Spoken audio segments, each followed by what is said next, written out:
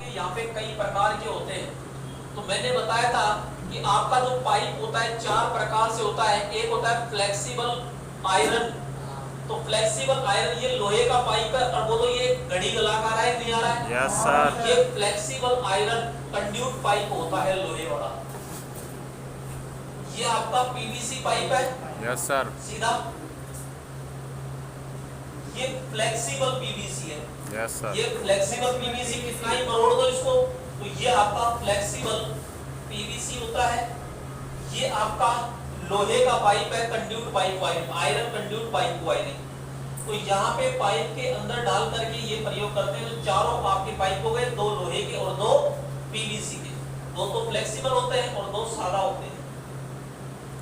यहाँ पे ये जो बॉक्स होता है दोस्तों, इस बॉक्सों को जंक्शन बॉक्स कहते हैं। क्या कहते हैं? जंक्शन अब बॉक्स। यहाँ पे अपना होल्डर लगाएंगे या फिर स्लिक रोज लगाएंगे, कुछ भी अपन दोनों में से एक लगा सकते हैं।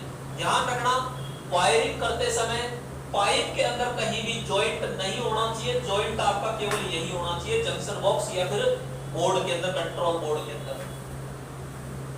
तो यह है आपका कंट्रोल बोर्ड।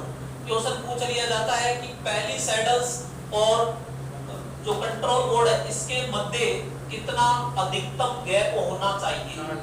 तो यहाँ पे 30 सेंटीमीटर अधिकतम और 2 सैडल्स के मध्य कितना होना चाहिए? 60। अधिकतम 60 सेंटीमीटर हो सकता है, बाकी कोशिश करो कम से कम लगाने की।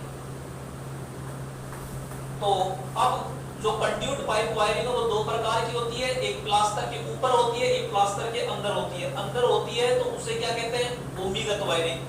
और ऊपर होती है उसे सतही वायरिंग। तो ये कौन सी है? भूमिगत। तो ये अंडरग्राउंड पाइप वायरिंग होती है। ये भी आपकी कौन सी है? भूमिगत।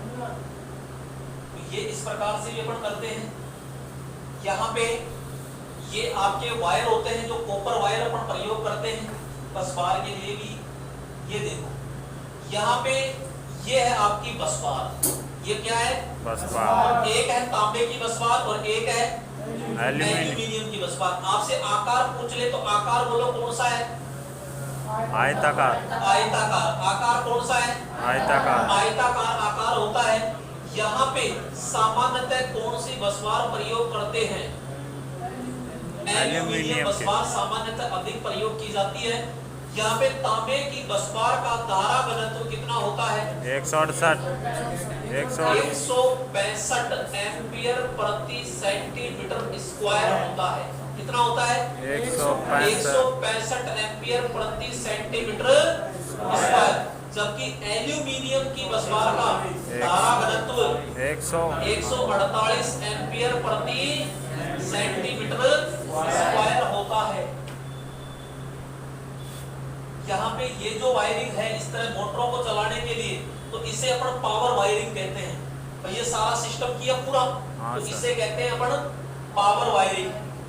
यहाँ पे ये जो वायरिंग होती है इसे कंट्रोल वायरिंग कहते हैं। कौन सी वायरिंग कहते हैं? क्योंकि सारी मशीनों का जो भी लेखा जोखा होता है कंट्रोल सिस्टम होता है। तो ये आपके कंट्रोल वायरिंग सिस्टम कहलाता है। ये भी आपके कंट्रोल वायरिंग है। ये जो आपके है ये संचार प्रणाली के अंदर आते हैं, जो टेलीफोन की है या डिश की है। तो इस प्रकार से आपके घरों के अंदर बोर्ड लगाए जाते हैं, अंदर ही फिटिंग की जाती है। तो ये आपकी अलग अलग प्रकार से वायरिंग होती है, जिसे संचार या मनोरंजन वायरिंग के नाम से जाना जाता है। तो ये थे आपके